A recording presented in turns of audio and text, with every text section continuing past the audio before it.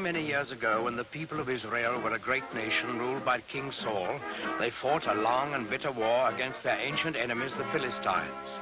In those days, soldiers used swords and spears and bows and arrows, and they wore heavy armor and carried shields to protect themselves in battle, so that only the biggest and strongest men were taken into the army.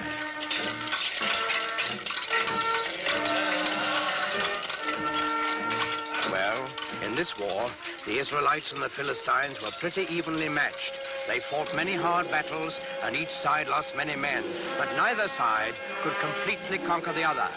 Then one day, while the Philistines were camped on one side of the great valley and the Israelites on the other, there came out of the camp of the Philistines a champion of their cause, a huge giant, taller and stronger and bigger than any man anyone had ever seen.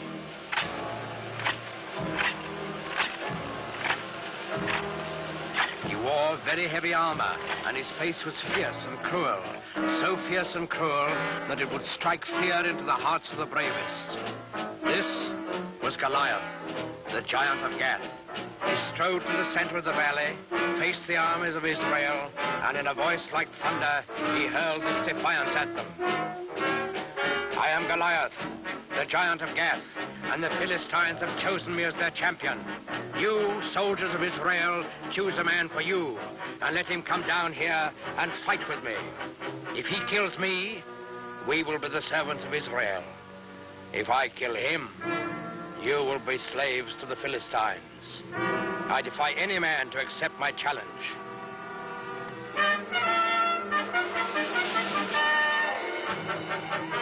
When the men of Israel saw Goliath and heard his defiant challenge, they were afraid, for they had no one to match his size and strength. Not one among them dared go down and do battle with the giants. Not, that is, until the shepherd boy David heard Goliath's challenge. Now, David was just a boy. He knew nothing about swords and spears and fighting wars.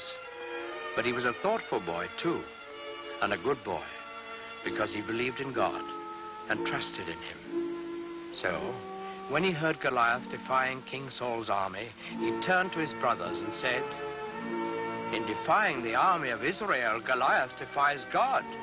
Is there no one here to go out and do battle against the enemy of the Lord?" David's brothers were first surprised and then angry at him. "Go back to your flocks and leave wars to fighting men." But David wouldn't be put off. "I will do it," he said. "Send word to King Saul. Tell him that I will go down into the valley and do battle with Goliath the giant." When the king saw how determined David was, he gave him his blessing and offered him his own royal armor and sword. But David wouldn't take them. He wasn't a soldier. Instead, he went to a nearby stream and selected 5 smooth stones. He put these in his shepherd's bag. He took his stick in his left hand, and in his right hand he held a slingshot. That's all. With both armies looking on, excited and expectant, David went down into the valley to meet Goliath. They met in the middle of the valley. David looking up at the giant, confident and unafraid, and Goliath looking down on the unarmed boy with eyes full of hatred. Suddenly, the giant Philistine roared in a terrible fury. "I have defied all the armies of Israel to give me a man to fight, and they have sent a boy against me. What? Am I a dog that you come against me with a stick?" David answered him calmly. "I come against you in the name of the Lord of hosts, the God of the armies of Israel, whom you have defied. Your sword and your spear and your shield will not save you, Goliath, for this day you shall learn that the Lord fights on the side of right." Goliath let out an angry snarl. So be it. Defend yourself, boy. Goliath the giant rushed forward to make quick work of the boy champion of the Israelites. David stood his ground. He reached into his shepherd's bag, took out one stone. He fixed it in his slingshot, and he let it fly.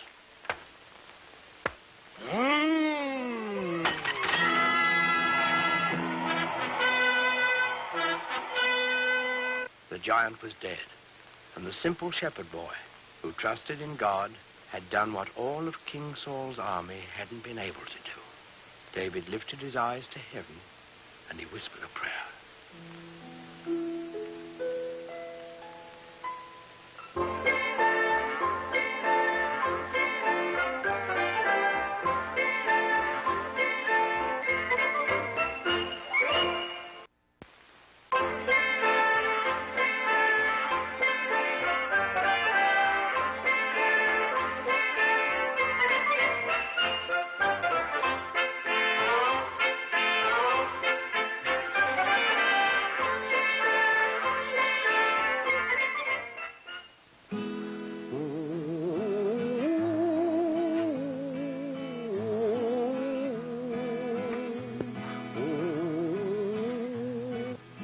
Mighty Paul Bunyan, he lived long ago.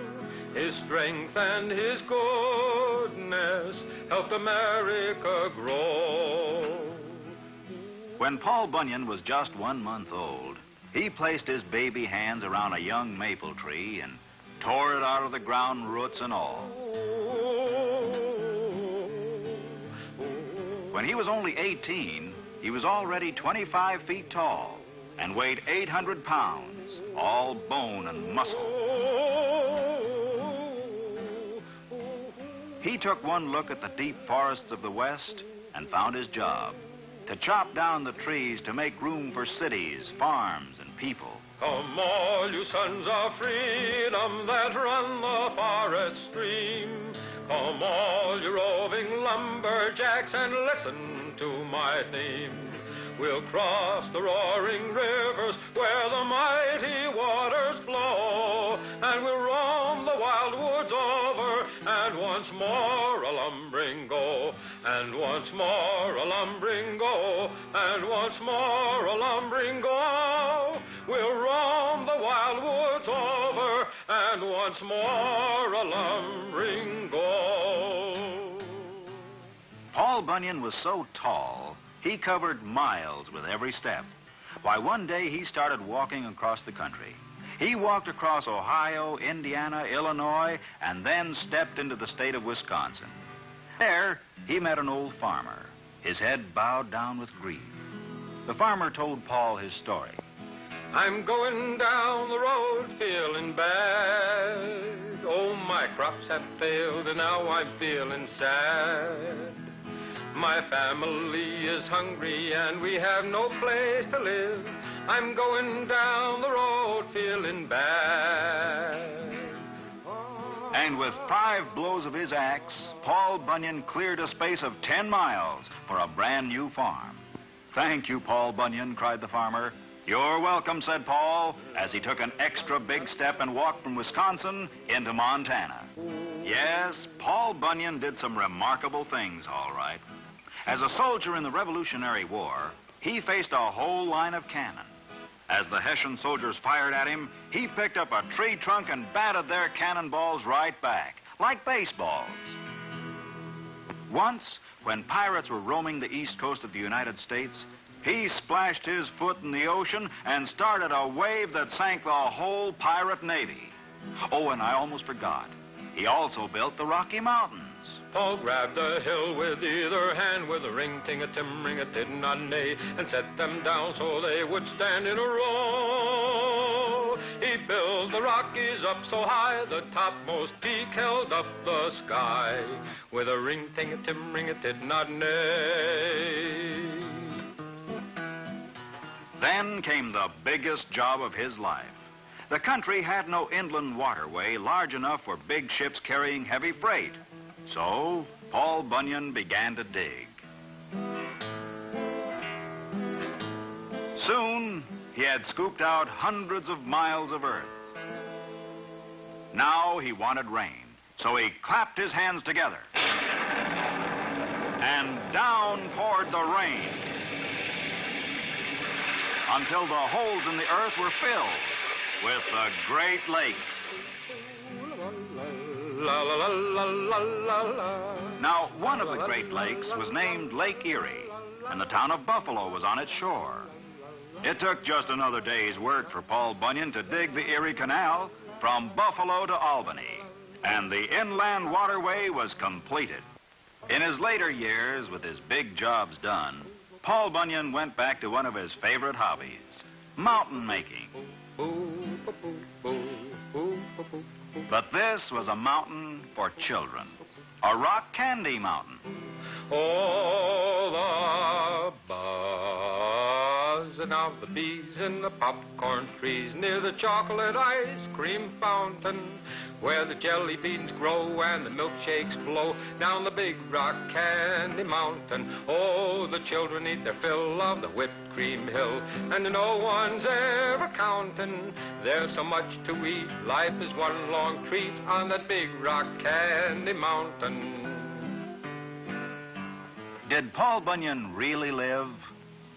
Well, nobody knows for sure. Oh, mighty Paul Bunyan, he lived long ago. His strength and his goodness helped America grow.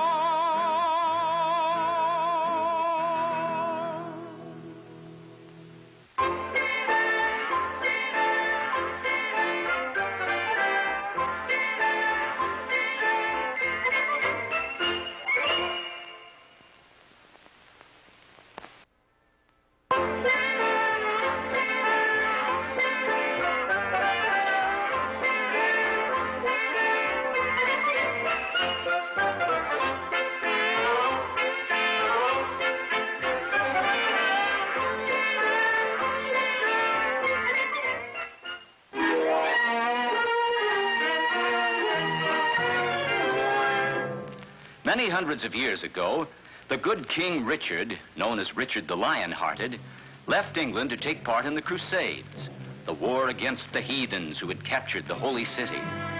In his absence, he placed his brother John on the throne.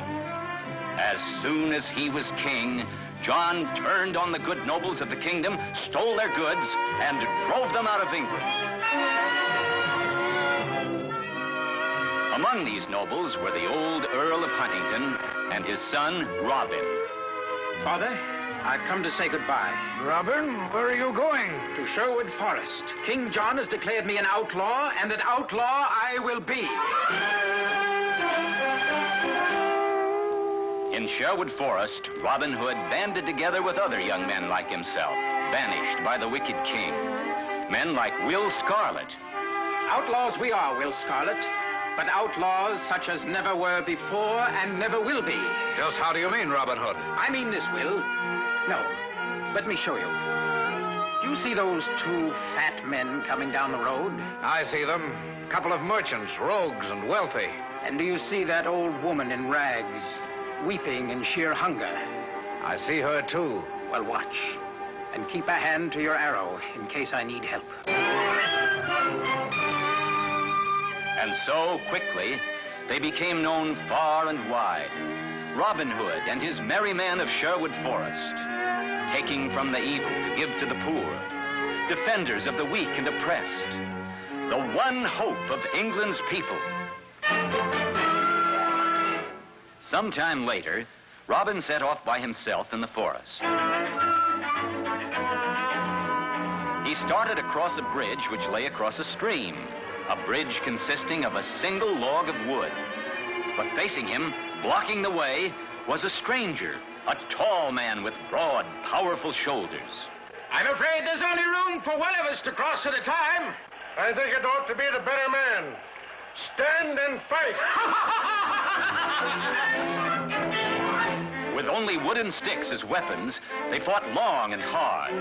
Finally, with one quick, powerful motion, the stranger knocked Robin Hood into the stream.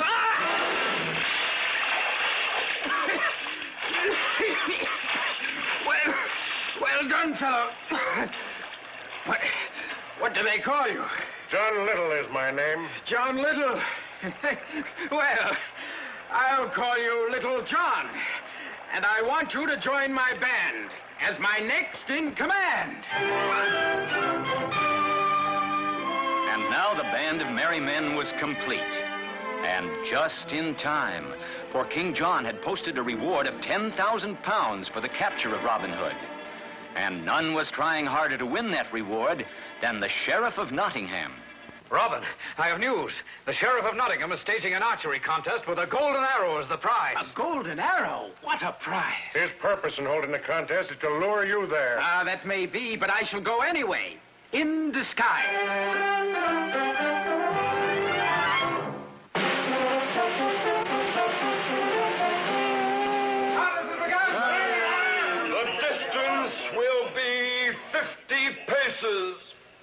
You, that beggar over there, get out of the way. I? Why, I'm one of the marksmen, sir. You? A marksman? That's rich. One by one, the finest bowmen in the land shot their arrows. Finally, one arrow lay in the exact center of the circle, a bullseye. The winner is Adam of the Dell. Pardon, Sheriff. I have not yet competed. You?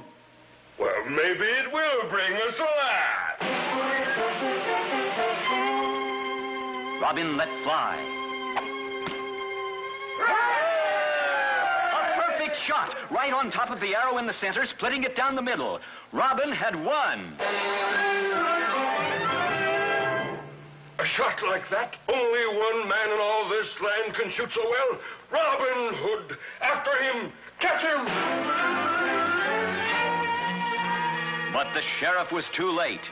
Robin was already speeding back to Sherwood Forest.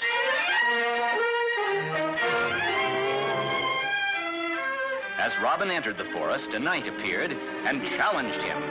In the midst of their battle, the knight suddenly put down his sword. Enough. Enough. I didn't recognize you. What? Why, it's your majesty. King Richard the Lion-Hearted, back from the crusade. Robin Hood, your exile is over. You and your men, come back to your homes. But Robin Hood and his men declined the king's offer. They preferred to remain in Sherwood Forest together, living their adventurous lives, taking from evil men to give to the poor.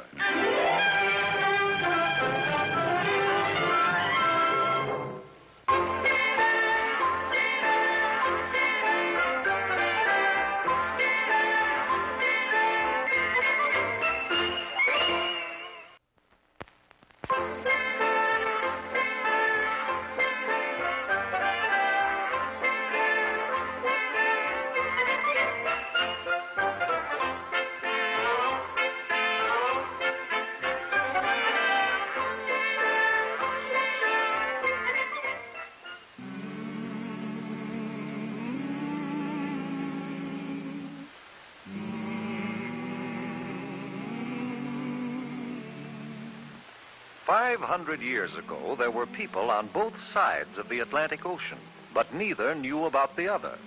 On the western side, our side, the people had reddish-brown skins and lived in huts or wigwams. On the eastern side, in Europe, the people were white-skinned. They had learned how to build houses and large sailing ships, but they still didn't know much about the rest of the world. In fact, most of them believed the earth was flat. Then one day, a map maker named Christopher Columbus had an idea. Do you know what? I think the world isn't flat at all. I think it's round like a ball. Did you hear what he said? Did you hear what he said? He said that the world is round. Oh, he's crazy, man. I think the world isn't flat at all. I think it's round like a ball. The world's as flat as the brim of your hat, and that is very plain. I know that I'm right, oh, I know that I'm right when I say that the world is round. Oh, I'm right, oh, I'm right. My thinking is sound, and I'll prove the world's round. It won't take very long. But it did take long, 7 long years, before Columbus could convince a king or a queen to let him try out his idea. Then Queen Isabella of Spain agreed to supply the ships and men for his trip. I will discover a shortcut to India and bring back some of the great wealth I find there. And I can do it, for I know the world is round. And instead of going east to India, I shall sail west and reach India around the other way. It will be a shorter and cheaper way, for I'll do it all by sea. Queen Isabella provided Columbus with 3 ships, the Nina, the Pinta, and the Santa Maria. And on August 3rd, 1492, they set sail across the unknown Atlantic. High on the foaming tide, over the ocean, onward our ships will ride, onward, my sailors. The ships sailed onward, but 2 long months after they started, there was still no sign of land ahead. Turn back, Columbus! Turn back, Columbus! We'll not turn back until we find India. Onward, men! By October 10th, the sailors and the crew were ready to take matters into their own hands. If Columbus won't do as we ask, we'll put him in chains. And we'll turn the ships around ourselves. Wait! Have you heard? One of our men has just seen a branch in the ocean. What of it? It had fresh berries on it. That means we're near land. Hooray! 2 days later, the ships reached land, and Columbus and his crew saw the people with reddish-brown skins who lived there. Oh, I think it is rather surprising that they should have reddish-brown skins. But now since we have landed in India, then these people must be Indians.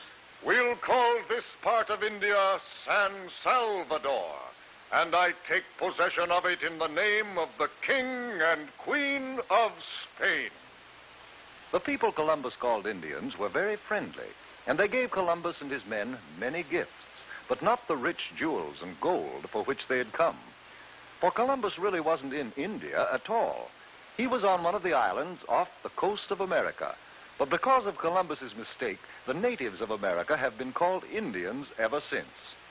Columbus visited other islands near San Salvador, looking for the great wealth of India.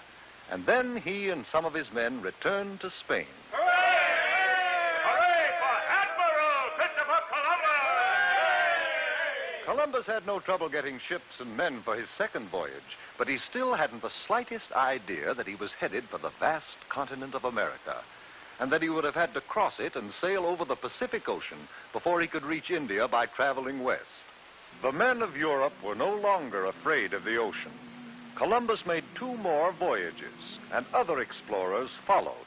But each year on October 12th, we celebrate Columbus Day, the anniversary of that day in 1492, when Columbus first sighted the land of the New World, America.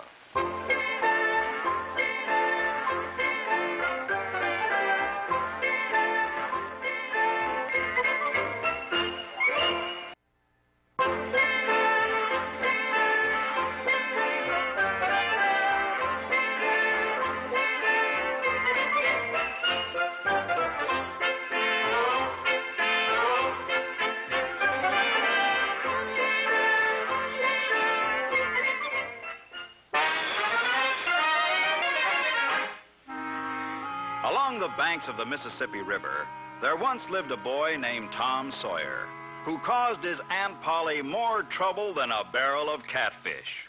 Tom Sawyer, you broke Judge Thatcher's window today. That toe's not sore, Tom. Get up and go to school. Tom Sawyer, stop where you are or I'll box your ears. Tom? You call me Aunt Polly? You broke the cookie jar. Truth was, Tom's mind was on other things, which he soon told to Bill Harper. Bill, meet me tonight down at the riverfront. What do you aim to do, Tom? I'm not Tom anymore. I'm the Black Avenger of the Spanish Main. You'll be the terror of the seas. We're bold, brave river pirates, starting tonight at midnight.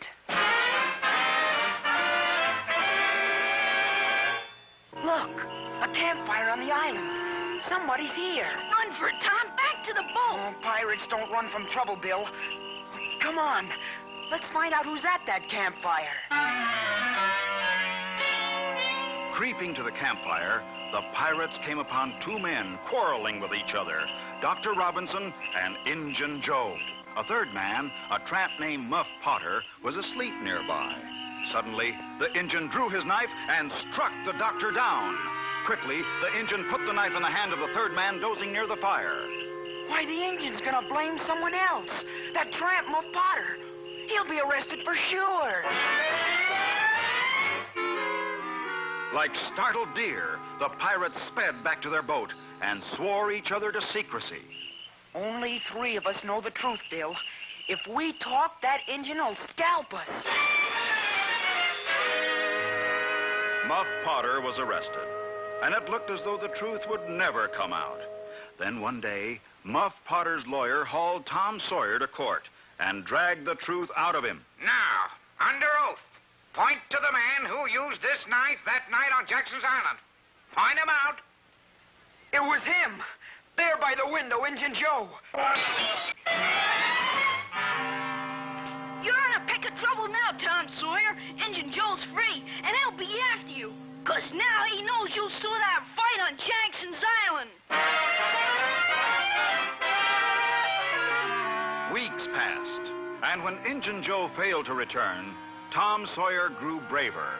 Then, one day he confided to his girl, Becky Thatcher. It was a black box full of money.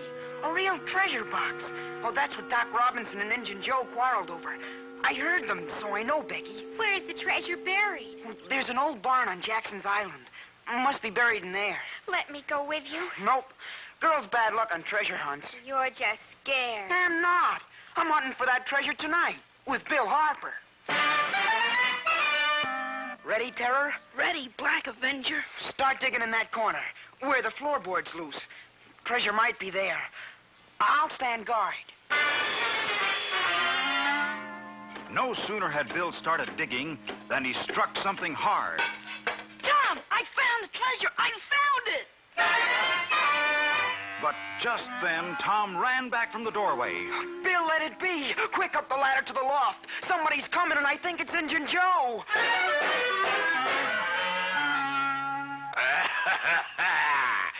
Somebody tries to steal money. I feel it.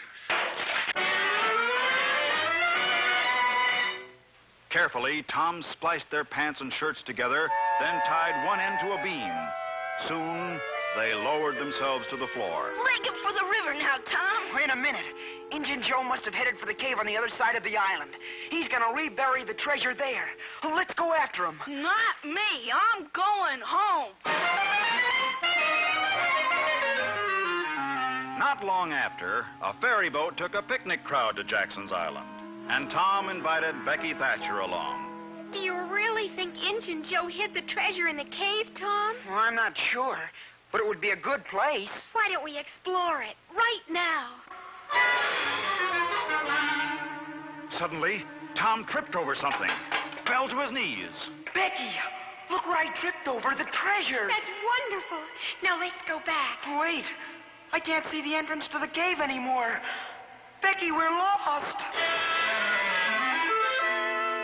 Grimly, Tom and Becky wandered underground. They had almost given up when they made a turn in the passageway, and then... Look, a light. There's the entrance. We're safe.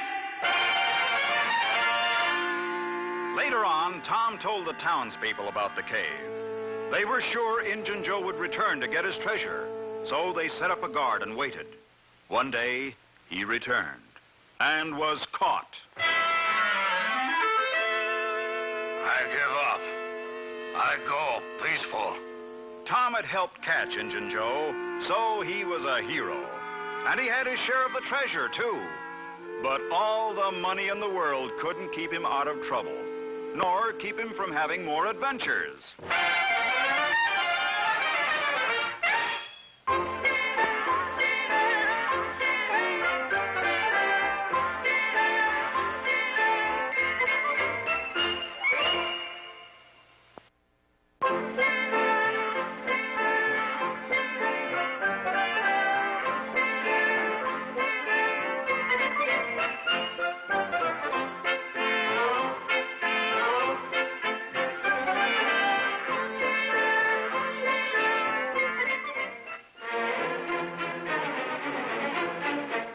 New Year's Day in Persia was the most celebrated day of the year. Wonderful shows were prepared to entertain the king and the prince. At the end of the program, a lone figure stood before the king with a beautiful horse. Your Majesty, I beg thee, look upon this wondrous animal. It is not real, but an ingenious machine that will carry me anywhere I wish, just by turning a peg. Well, if true, it is indeed a wonderful animal. What is the price? It is not for sale, sire, but I would exchange it for a portion of your kingdom. Well, for such a trade, I must know more about this horse. My son, Prince Brahma, will test the animal for me. The owner started to show the prince how to control the horse. But before he could tell him all, Prince Brahma turned the peg, and away he flew. He doesn't know how to bring it back. It's a trick to kidnap the prince. Throw this man in jail until my son returns. As the horse's owner was taken away, the king scanned the skies for the flying prince, but he was out of sight. High above the clouds flew the enchanted horse with the frightened prince. He traveled hundreds of miles, but he couldn't control the animal. He twisted the peg, but the horse continued to fly upward and onward. At last he found a small knob behind the animal's ear. He gave it a turn, and the enchanted horse started to descend.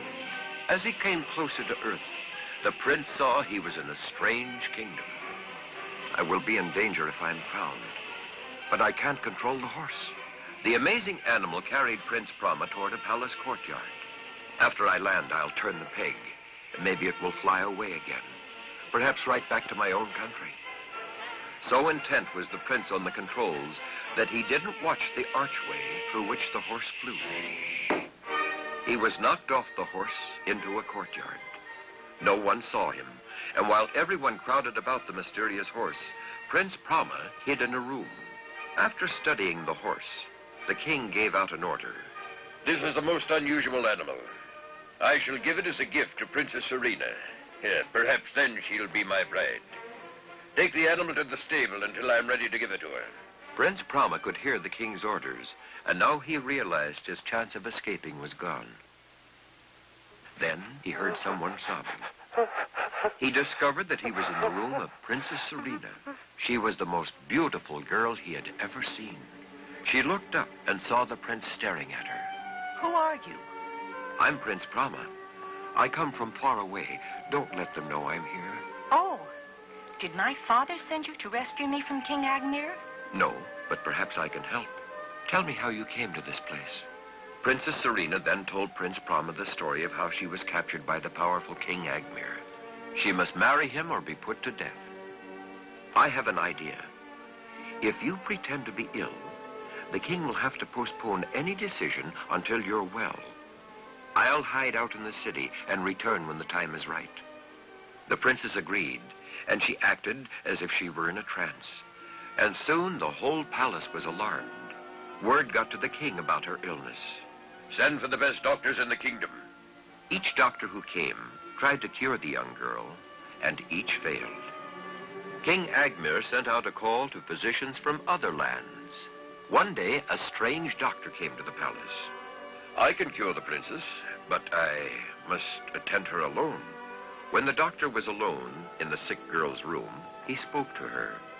Princess Serena, arise, for it is time for us to leave. Prince Brahma, it is you? Yes, Serena, but we must play the game for a while yet. Now we will see the king.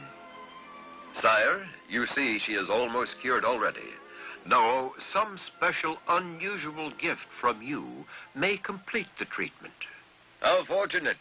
I have been saving a most unique horse to give to the princess.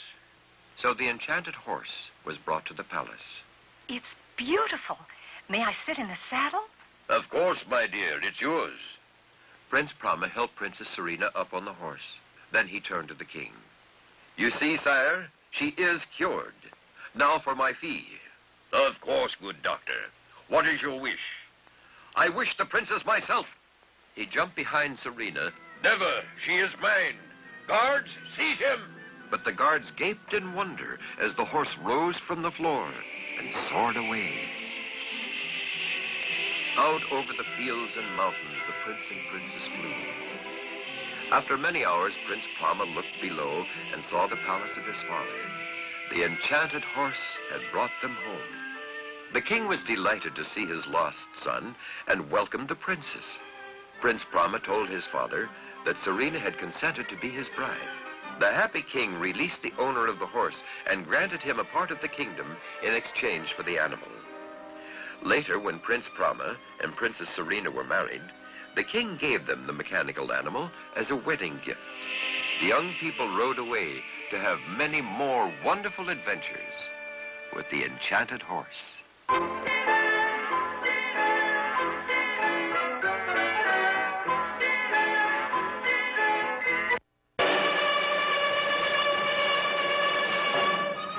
Many years ago, the brave armies of Greece and Troy were locked in a long, bitter war. The Trojans had captured a beautiful Greek princess named Helen and held her within their fortress city of Troy. It did not seem possible that any man could break into the fortress city of Troy. For days, weeks, months, the Greek soldiers from their camp on a beach near the city assaulted the walls of Troy, but they were always beaten back. Then Ulysses, a great leader of the Greeks, said to his men, "I have a plan. It is dangerous, but if it works, the Trojans themselves will take us through the gates of their city." At the order of Ulysses, the Greek soldiers set to work cutting down huge trees, making the wood into planks. From the towers of Troy, the Trojan soldiers watched a big building grow taller and taller day by day until it was 6 stories high. And when the Greeks pulled away all the work ladders and scaffolds, there stood a huge wooden horse, 80 feet tall.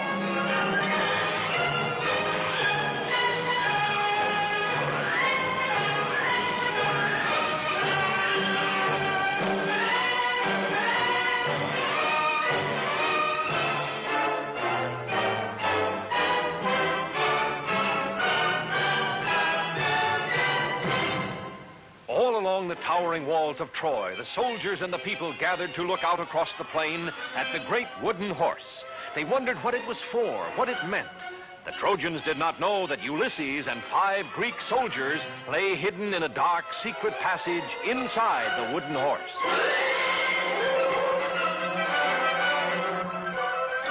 All through the night, fire blazed brightly on the beach. The Greeks were burning their tents just as if they were giving up their camp and sailing back home. When morning came, not a Greek ship or soldier remained, but where they had camped stood the great Trojan horse.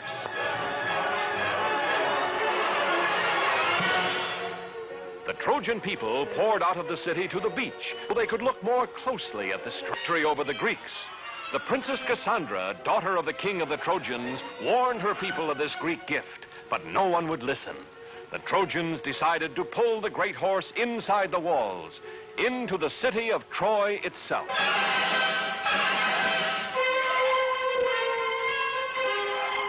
The Trojans tied thick ropes around the legs of the huge wooden horse. Hundreds of men took a hand at the ropes. Others lined up behind the horse.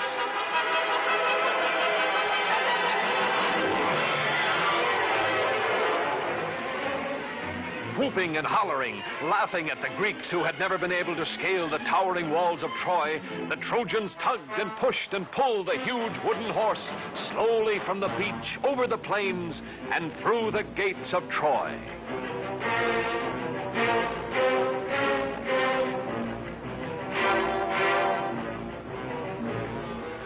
In the dark, secret passage of the wooden horse, Ulysses and the 5 soldiers lay quietly waiting. They could feel the horse being moved. What the Trojans had decided to do, neither Ulysses nor his soldiers knew. Suddenly, after a whole day and half a night, the Trojan horse moved no more. An hour passed. Still the horse did not move. Ulysses gave a signal. The soldiers felt their way silently down the dark, secret passage, following Ulysses. Cautiously, he opened the trapdoor. Just as he hoped, the Trojans had brought the horse inside the walls of Troy. The city was sleeping now, and the walls were unguarded. Ulysses drew his sword. He ordered the soldiers to follow, and he dashed for the main gates of the city. The Greek soldiers quickly tied the sleeping Trojan guards, while Ulysses scampered up the sentry tower. Holding a torch high above his head, he signaled to the Greek army, which had turned around and sailed back to the beach during the night.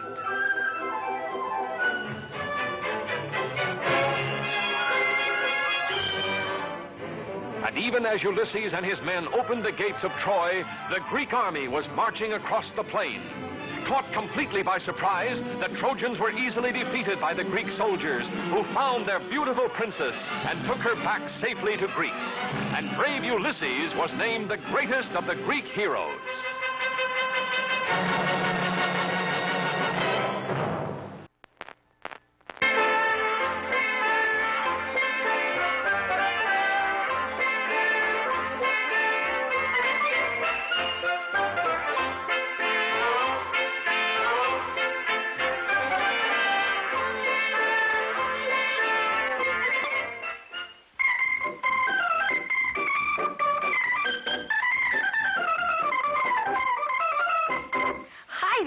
My name is Jim Hawkins, and I have a story to tell. A story of adventure. It all began with a map. This map showed the location of an island and buried treasure. Men were setting off on a ship to find the treasure, and I was to go along as cabin boy. An old sailor with a wooden leg got together a crew. He was our cook, and gee, I liked him right off. But what a funny name. I'll never forget it. Long John Silver. We worked all one night getting the ship ready to sail. The whole crew worked and worked and worked. Then just before dawn, we were ready to sail. We were on our way to Treasure Island.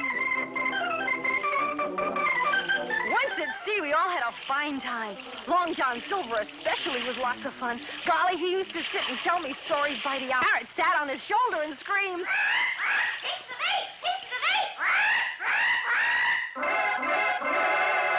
Now, there was a barrel of apples set out for the men. And one night I went to get myself an apple, but because they were almost all gone, I had to climb right into the barrel to get one, right down to the bottom. Then a strange thing happened. Just as I was about to climb out, I heard voices. Keep your eye peeled for that. It was Long John Silver and some of the crew. Now, me laddies, you're a smart lot. No need for us to return empty-handed. We'll come back with all the treasure for ourselves. Gosh, these men were pirates. But I knew their secret if only they didn't discover me. See here, mateys, have an apple. But just as Long John was reaching into the barrel... Land ho! That's it, lads. Treasure Island.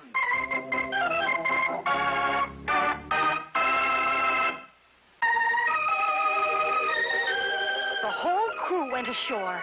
Loyal crewmen in one group, pirates in another, all looking for the treasure.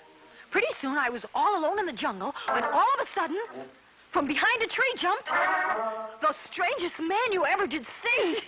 He was laughing and laughing and laughing. Then all at once he stopped. Who are you? My name is Jim Hawkins, sir. Well, I'm old Ben Gunn, and you're a pirate, aren't you? Oh, no, sir, no. Well, I know that pirates are here looking for my treasure, but they won't find it. I've lived in this island for 3 years hiding that treasure.